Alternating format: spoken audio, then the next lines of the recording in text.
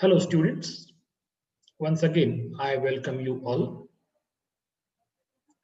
In this class I will talk in general about intonation as such. Friends, as you know, for the past few periods or so, we have been talking about intonation and types of tones as such. I believe that after listening to these lectures or a series of lectures, you have a very clear idea that of what is intonation and how the different types of tones are being used in English speech. But now I am going to conclude the chapter or the lesson on intonation and types of tones. Let us have a kind of a recap in the meantime. There are several doubts in the minds of the students about intonation and the application of intonations and tones as such. But one thing we need to remember, when we speak, you may speak English, Marathi, Hindi, or any language in the world. It is for sure that the speaker adopts a kind of speaking style. And when the speaker speaks in a particular language, he adopts the pitch. The pitch of our voice actually keeps us on either rising or falling our tone while speaking. As a matter of fact, the pitch creates the difference in meaning. The moment your tone changes, the meaning differs. Some parts of our sentences are spoken at a high pitch, while others are spoken at a low pitch. It means the rise and fall in our pitch is an inevitable factor, and that varies person to person. So this rise and fall of pitch in our voice, in our speech, is actually called intonation. I will try to simplify this. In other words, intonation is the variation in pitch.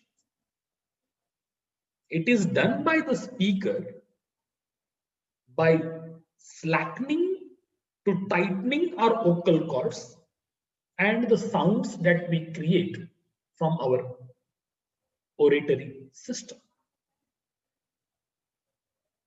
So intonation means when, why, and how a speaker chooses to raise or lower or sustain the pitch of her or his voice at a particular point while speaking.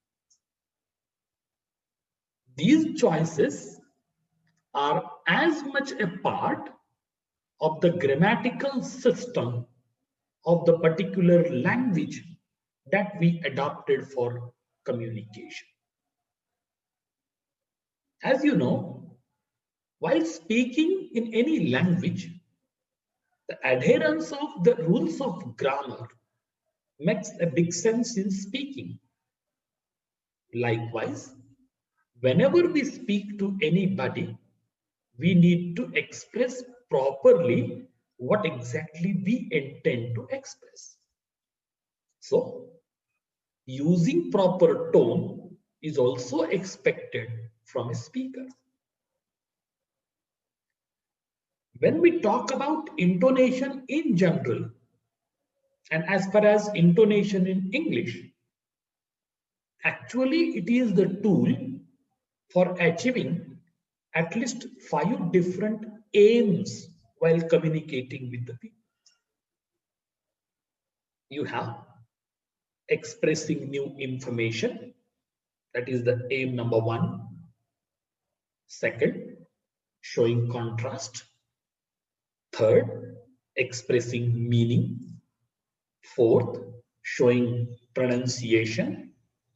And finally, the fifth is showing mood or personality, right? So these are the 5 different aims that we try to achieve while communicating with the people. But now the important aspect that we studied in this particular lesson is in pronunciation. Intonation is a kind of pattern of just a change of pitch, which can be changed or which can change the meaning of your utterances. The moment your tone changes, the meaning varies. Actually, intonation can be defined as the varying pattern of pitch in a sentence structure. There are 4 different tones which are used in English. And as we have studied in detail in the course of time in the last few lectures, you have falling tone, rising tone, falling rising tone, and rising falling tone. In this lecture, as I said, I am going to take a recap of all these 4 types of tones in English. Whenever we talk about the falling tone is used in complete statements, WH questions, commandments, exclamations, alternative questions, and question tags, which are giving you the sense of finality. And while talking about all these subsections here, I told you that statements, WH questions, commandments, exclamations, alternative questions, and question tags. So whenever you come across these types of sentences in English or utterances in English, you are expected to use falling tone, right? So when I taught you this particular tone in detail, I elucidated with so many examples for each category. Second, you have the rising tone. What is the rising tone? Rising tone is used in complete statements, yes, no type questions, question tags for enquiry, and in WH questions when used politely. So now what I expect from you all is compare and contrast with the first type of tone that you learn. Okay, because you may say, sir, question tag is already told in the first time. Now you are again telling in the second time. See here, the question tag in general used in the previous category accepting falling tone. But here, the difference is the question tags used for enquiry purpose only are expected to be used with a rising tone. So that's what I said. When you study each and every type of tone under this particular umbrella, you are expected to compare and contrast each and every bit in order to understand this lesson properly. Right? So you have incomplete statements, whereas falling tone is used for the complete statements. On the other hand, you have rising tone to be used for incomplete statements. Here you have S-no type questions, question tags for enquiry, and in WH questions when used for politely. So these are the types of sentences which are prominently used or being used by the speakers, and they prefer using rising tone for all these types of utterances. Now you have third category or the third type of tone, that is falling rising tone. Actually, this particular tone is the combination of a fall and a rise. So when you have a fall followed by a rise, so such kind of tone is called falling rising tone. This is used for statements expressing reservations, making corrections, and for giving warnings and threats. If at all the utterances are coming to this particular class of sentences or utterances, then only you are expected to use falling, rising tone. I think you may remember that I give you many examples under each section over here while talking about incomplete statements leading to the falling tone group, then statements intended to be a correction of the information received, and then you have the statements intended to be a kind of warning, reproach, or to express some sort of concern. And finally, you have imperative, mean to be a pleading request, and statements which are showing a kind of reservation on the part of the speaker. So under these categories, if at all you happen to listen or find a statement or a sentence, in all these cases, falling rising tone is used. And now, finally, I would like to speak in a couple of minutes about the rising falling tone. What is this again? This is also a kind of combination.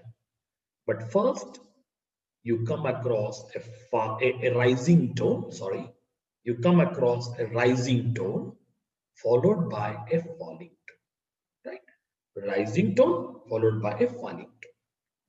So here, the rise enforces the meaning conveyed by the following fall.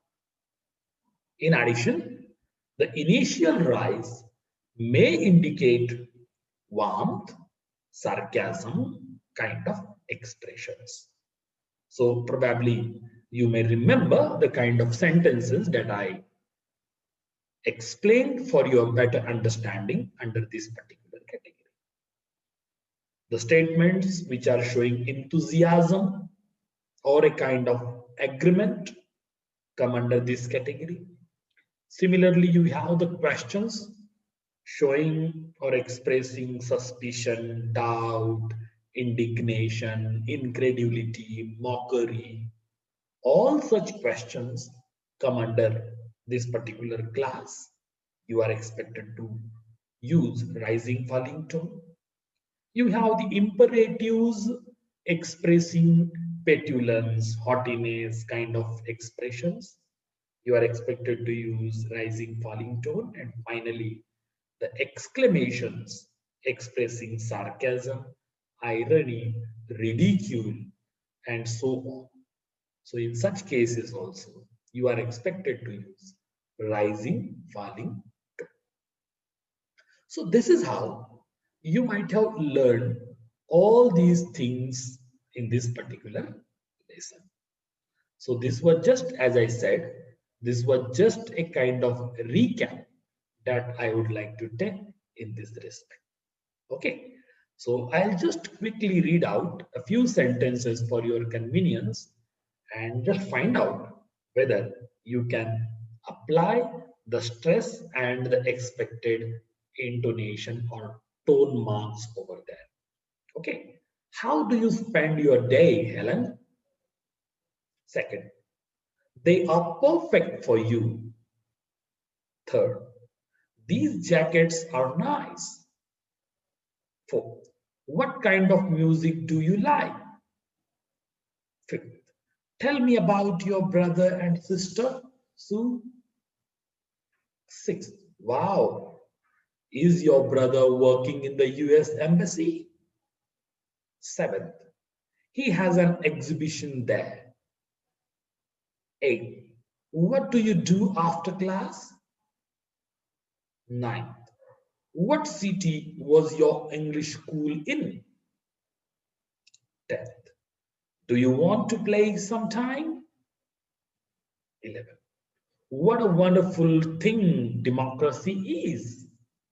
Okay, so when I uttered these sentences, probably you might have noticed that there was the better combination of all types of tones that we have learned.